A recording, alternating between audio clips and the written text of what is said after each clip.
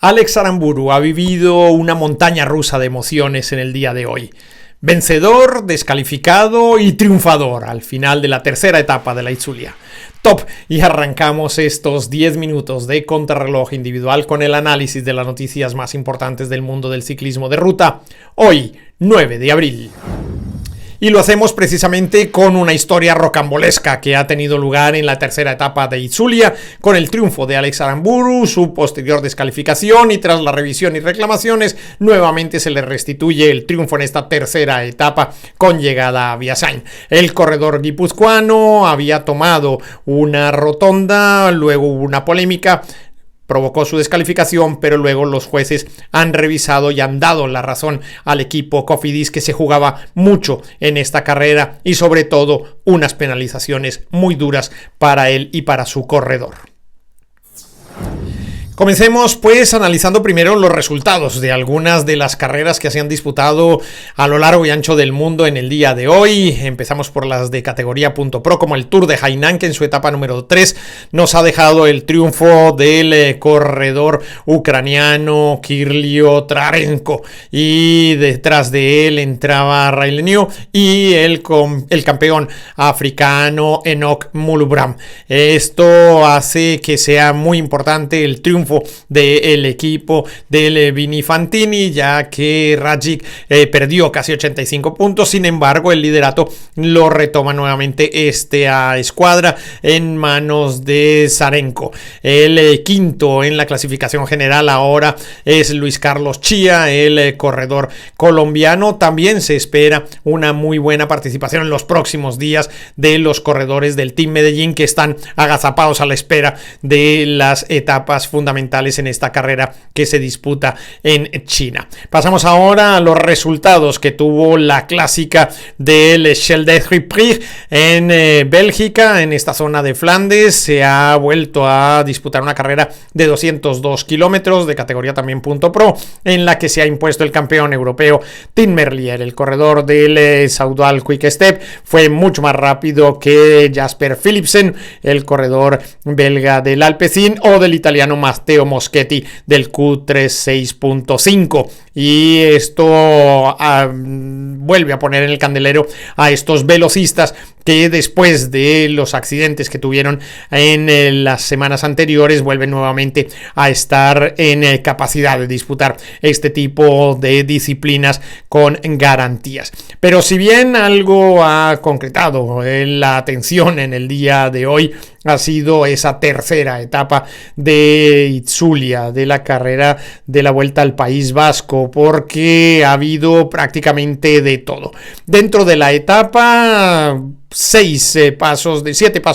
de montaña puntuables, los dos últimos muy cortos, muy explosivos y que provocaron verdaderamente una revolución dentro del pelotón, con ataques sucesivos del equipo de los Emiratos, primero del Toro, que llegó a sumar algunos puntos de bonificación en uno de los pasos intermedios, Brandon McNulty, Joao Almeida, muy activo el equipo de los Emiratos, pero no lo fue menos también el equipo del Decathlon, que tuvo a Bertés durante mucho tiempo en cabeza de carrera en una escapada, y posteriormente los ataques sucesivos que se fueron viendo en el pelotón por parte de corredores como Alex Aramburu, que a la postre se haría con el triunfo. Vamos a dejar esta parte final para más adelante. Primero contarles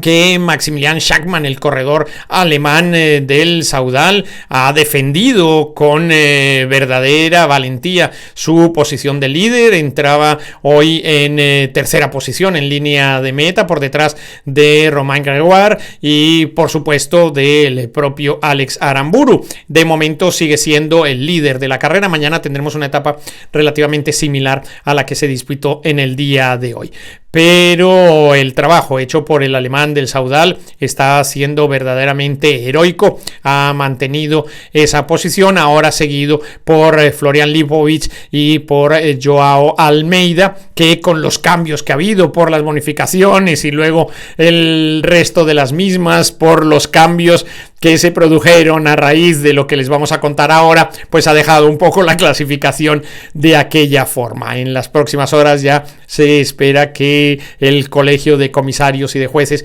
determine exactamente cómo será el orden y los tiempos que hay entre los diferentes corredores de cara a la salida mañana desde la misma Beasain para el recorrido ya por tierras de Vizcaya en esa cuarta etapa de Itzulia. Pues bien, entramos a hincar un poco el diente para entender qué fue lo que sucedió con esa situación de llegada en línea de meta. A falta de 700 metros había una rotonda que, según el libro de ruta, debería cogerse por el lado derecho de la misma, es decir, el más corto, y no por el lado más largo. Sin embargo, la organización decidió poner en ese punto una valla con una persona que indicaba que se debería hacer la curva por la parte exterior. Como el corredor Alex Aramburu es de la zona y conoce muy bien esa llegada, la hizo por la parte interna. Se ve en un momento dado como el vigilante se lleva un poco las manos a la cabeza sorprendido porque alguien se le coló por donde no debería.